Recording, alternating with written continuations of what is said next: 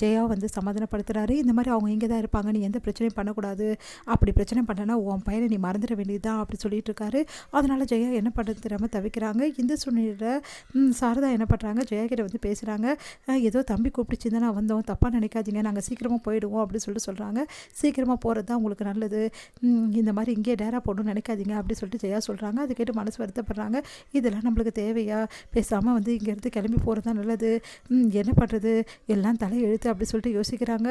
வந்து விஜய் கிட்ட கேட்குறாரு, காவேரியோட குடும்பம் எங்கே இருக்காங்கன்னு தெரிஞ்சதாப்பான்னு. தெரிஞ்சது தாத்தா. காவேரி எப்படி தாத்தா நான் விட முடியும், காவேரி எங்கே போகிறா, எங்கே வரா, அவள் எங்கே இருக்கா அப்படின்னு ஒவ்வொரு நிமிஷமும் எனக்கு நான் தெரிஞ்சுப்பேன் தாத்தா, ஏன்னா என் காவேரி என் பொண்டாட்டி தாத்தா அப்படி சொன்னோன்னே சந்தோஷப்படுறாரு தாத்தா. உடனே வந்து என்னப்பா எங்கே இருக்கா இப்போ அப்படின்னா, நிவின் வீட்டில் தான் தாத்தா இருக்காங்க, நிவின் வீட்டுக்கு தான் நிவின் கூட்டிகிட்டு போயிருக்காரு, அதுக்கப்புறமா வீடு பார்த்துட்டு போகிறதா இருந்தது, கொஞ்ச நாளைக்கு தங்கலாம் அப்படின்னு சொல்லிட்டு ஐடியா பண்ணியிருப்பாங்க போல் இருக்கு அப்படின்னோடனே, ஏன்பா அந்த தம்பி வீட்டுக்கு போனதுக்கு இங்கே இருந்திருக்கலாம்ல. இல்லை தாத்தா இங்கே தான் என்னை பார்த்தா வந்து அவங்களுக்கு வந்து என் மேலே வந்து வெறுப்பாக இருக்காங்கல்ல, என் மேலே கோவமாக இருக்கிறதால தான் அப்படி பண்ணியிருக்காங்க போல் இருக்கு அப்படி சொல்கிறாங்க. சரிப்பா இதுக்கப்புறம் எப்படி அவங்கள சமாதானப்படுத்த போகிற, எப்படி போக போகிறாங்க அப்படின்னோடனே, கூடிய சீக்கிரம் எல்லாத்துக்கும் ஏற்பாடு பண்ணியிருக்கேன் தாத்தா, சீக்கிரமாகவே வந்து காவேரி கூட அவங்க குடும்பத்தோடு நான் வந்து சேருவேன், அவங்கள நான் வந்து பார்ப்பேன், சீக்கிரமாக எல்லாத்துக்கும் ஏற்பாடு நான் பண்ணி வச்சுருக்கேன், எந்த பிரச்சனையும் இல்லை தாத்தா அப்படி சொல்லிட்டு இருக்காரு. இங்கே பாருங்கள் தாத்தா, காவேரி இல்லாமல் என்னால் வாழ முடியாது, அதே மாதிரி காவேரி நான் இல்லாமல் இருக்க மாட்டா, அது நீங்கள் சீக்கிரமாக எல்லோரும் புரிஞ்சுப்பீங்க அப்படின்னோடனே, இந்த கான்ஃபிடன்ஸ் தான் விஜய் உங்ககிட்ட எனக்கு ரொம்ப பிடிச்சிருக்கு, இதே மாதிரி நீ போப்பா கண்டிப்பாக சரியாயிடும் அப்படி சொல்லிட்டு இருக்காரு. எல்லாத்தையுமே வந்து ராகினி வந்து கேட்டுடுறாங்க. ராகினி பயங்கரமாக அதிர்ச்சி அடைகிறாங்க.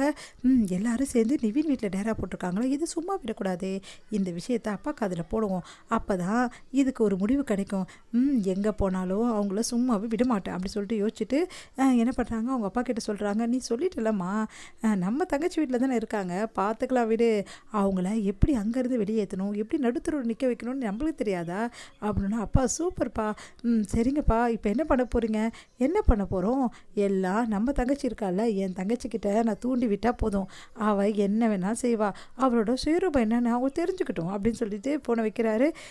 இங்கே வந்து ஃபோன் பண்ணுறாரு, என்ன செய்ய அங்கே இருக்காங்க நம்ம எல்லாரும் அப்படின்னு சொல்லி கேட்கணும். ஆமாண்ணே எனக்கே வெறுப்பாக இருக்குது, என்ன பண்ணுறதுன்னு தெரியல, இங்கே பார் அவங்களெல்லாம் வச்சு நீ சோறு போடணுன்ற அவசியம் உனக்கு கிடையாது, அதெல்லாம் முதல்ல அவங்கள துரத்தி விடு அப்படின்னு அதிர்ஷ்டி அடைகிறாங்க. என்னன்னு சொல்கிற, இதுக்கு நிவின் சம்மதிக்க வேண்டிய, நிவின் என்ன சம்மதிக்கிறது, இங்கே பார் ஜெயா அது உன் வீடு, உன் வீட்டில் நீ யார் இருக்கணும் நீ தான் முடிவு பண்ணணும், அது அவன் முடிவு பண்ண முடியாது, அது எப்படின்னு என் பிள்ளைய நான் பகிர்ச்சின்னு செய்ய முடியுமா, தெரியாமல் செய், உன் பிள்ளைக்கு எதிர செய்யாமல் தனியாக செய், அவங்களெல்லாம் வச்சு செய்யணும், உன்னை எப்படிலாம் அழ விட்டுருப்பாங்க, உன்னோட பையனை இந்த மாதிரி மிரட்டி கல்யாணம் பண்ணி வச்சாங்கல்ல, அதெல்லாம் மறந்துட்டியா ஜெயா அப்படின்னோடனே, இல்லைண்ணே நான் மறக்கலை, இருந்தாலும் இந்த டைமில் உங்களுக்கு தெரியாது ஜெயா, அவங்கெல்லாம் சாதாரண ஆளுங்க கிடையாது, சொன்னது புரிஞ்சுதா, சரிங்க நான் பார்த்துக்கிறேன் வைங்க அப்படின்னோடனே, அப்படியே ஜெயா பார்த்து மறைக்கிறாங்க. இந்த குடும்பம் இந்த மாதிரி பண்ணுது, இந்த குடும்பத்தை முதல்ல வெளியேற்றணும் அப்படின்னு சொல்லிட்டு செம்ம டென்ஷனாக இருக்காங்க.